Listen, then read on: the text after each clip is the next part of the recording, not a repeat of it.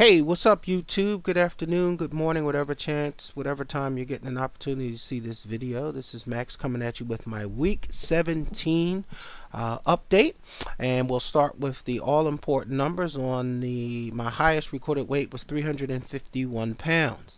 On December 19th, which was my day of surgery, I was 340 pounds. As of my last video, which was 2 weeks ago, I was 276 pounds. And as of this morning, when I got on the scale, I was 268 pounds, which means I've lost 8 pounds since my last video, a grand total of 83 pounds since my highest weight, and a total of 73 pounds since surgery.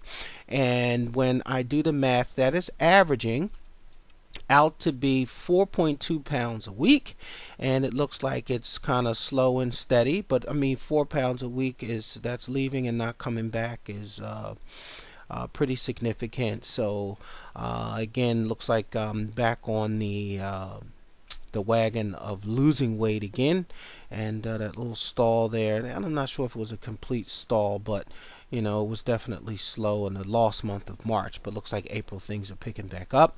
Had a great time over in Australia. I was there for 2 weeks. Had some business to take care of, some visas, things I needed to do there in person. And one of the highlights of the trip was couldn't wait to get on the plane to see if in fact some of this weight loss would make a big difference on the plane ride, and I can assure all of you it did. The seat belt not only fastened without me having to suck my stomach all the way into touching my ribs or the back of my back, but it just clicked right in, and then I could actually pull the other side over to tighten it up, and I actually took a picture of that, and I had room. And it was funny because I usually get on a plane and I rush to put my seatbelt on so nobody sees me struggling and trying to like clip it in there and then hold my breath. And I just really sat there and took my time. And it's funny how you just kind of do it and then pull it all slow, and it was really different from the way I normally would act by putting my seatbelt on. I also did a lot more standing. It is a 22-hour flight to Australia, and I usually just kind of get up to go to the bathroom once or twice. Not a whole lot of stretching and moving around because I'm going through the aisles and bumping people and all that sort of stuff. But this trip, it was different. I stood up a lot, did a lot of walking around on the plane. So again, I'm not a real vanity centered person, so I'm not really sure, but I did, and I wasn't not confident before with doing it, but I think in consideration for other people and just not wanting to be in the way and bump into people, I think I kind of stayed seated a lot, where this time I really didn't feel like it was that big of a deal. The flight over, there's 3 seats, and I had the aisle seat. The middle seat was empty, and then there was a woman against the window, so that flight was fine. On the way back, we actually sat 3 abreast, and I was also on the left side of the plane, but on the aisle seat, and there was no problem. When my food came, I could put the food tray up and have my video screen for my movies playing at the same time. I was able to have everything on the tray. My stomach wasn't in the way, and it just felt almost normal to sit there and eat. Now, of course, I couldn't eat everything that they gave me, and I didn't go into a lot of detail with the folks on Qantas, but they were really concerned that I wasn't eating everything that they gave me, and they was like, well, we can make you something, we can get you this, we can get you that, and I didn't go into any detail, but I just told them that I was fine. So I could kind of eat I had like some pretzels. I can eat a little bit, but I'm still probably only getting in anywhere to around 3 or 4 ounces worth of food. I did a lot of drinking. I took a thermos with me, and I did a lot of drinking, so that was good. And I also did a lot of just leaning forward, like resting my my head on my hand. Just kind of leaning forward, which to me, I think it's almost equivalent to where a lot of ladies say that they can cross their legs now and guys collarbones. I think for us guys, it's probably just being able to lean forward and relax, without so much stomach or girth in the way. I did find myself when I was tired of leaning back and kind of sitting this way, I could just kind of lean forward like this, and I was like that, and actually went to sleep that way for maybe 15 or 20 minutes. So it was really, really comfortable on the flight. So I guess with the weight loss, that was the biggest change that I was able to detect on the trip over. Also, in Australia, if you eat in a restaurant, there is no food that you can save and doggy bag to take out, unless you order it for takeout. So I found out kind of abruptly that when you don't finish all of your food, you can't take it with you. So what I was able to do, trying to figure out ways around this, was ordering food for takeout and then telling them that I was going to just eat it there so I could take it with me.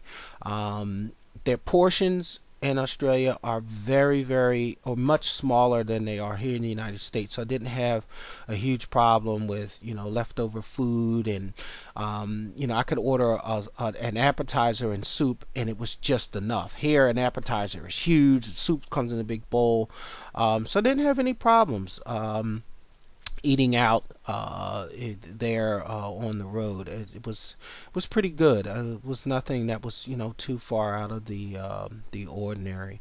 I think a couple days my sugar did get a little too low, because I was doing so much running around, and I'm not sure if I drank enough water. But I know that they had warned me about feeling that feeling when you're sugar was low. So I immediately got some orange juice. I had a big, well, not big, but I had I landed a couple days after Easter. No, I landed the day after Easter, and there was a chocolate egg that they had where I was staying, and little did I know that egg was a solid egg. It wasn't one of those, just form of chocolate. But I did drink the orange juice, and I immediately felt my energy coming back. And then I wanted the chocolate, and I ate the whole bunny, and haven't had any problems with feeling lethargic or lightheaded since. So that was something that was very different that happened. But I think with me being off schedule, just kind of on the road, eating, walking, and just kind of getting things in and not being home, I really have to watch that. And I think anyone who's had weight loss surgery, when you get out of your normal routine, just be careful and make sure that you do what you can. Also, with this video, it's going to go into just some of the applications that I use. I don't want this to be a very long video, because my next video I'm going to go into some things with just some of my measurements and things like that. But I do use a phone app called BP, or Blood Pressure Monitor. You should be able to find that on the Apple Store or on your Google Play. And what it does is it tracks your blood pressure, your weight, and your medicines, and over a period of days, as you put this information in, you can print out a chart. It'll give you, a sliding scale of your weight and also your blood pressure. It does a really nice job of putting it into a great format that you can even share with your doctor. So a lot of times I do go to the doctor, or when I do go, I just show them my app, which again tracks my blood pressure via graph. Also does my weight in a graph format, which is really nice. Also, if you're diabetic and you're checking your blood sugar, there's a app on the App Store called Blood Sugar. You can just put that in. That does the same exact thing. You're going to just put your blood sugar in daily, or however many times you go and check your blood sugar. But it also will keep track of it on a daily basis, and you can email it to yourself in a nice graph. That's real good. I also use and I think I may have mentioned these before, but there's an app called Fujicate, FOOD UCATE. And Fujicate is excellent because when you're in the store, you can scan your items. You can scan your food. It'll tell you if it's got GMO in it, if it's got sugar additives.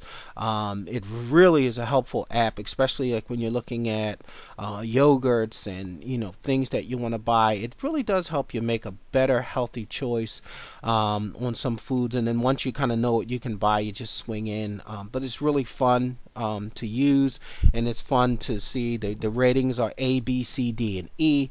So if you get a rating, you can buy that and eat that as much as you want. If you get as D or E or C, there's caution in that regard. And then we also have a app called Waterlock. And Waterlock can also be found on the App Store. And Waterlock will assist you with your tracking of your daily fluid intake. So again, that's going to be BP monitor or blood pressure monitor, blood sugar. That's the name of it. Fujicate, and then also Waterlogged. And those are the four apps that I use on a pretty regular basis during my journey. And they seem to work out pretty good.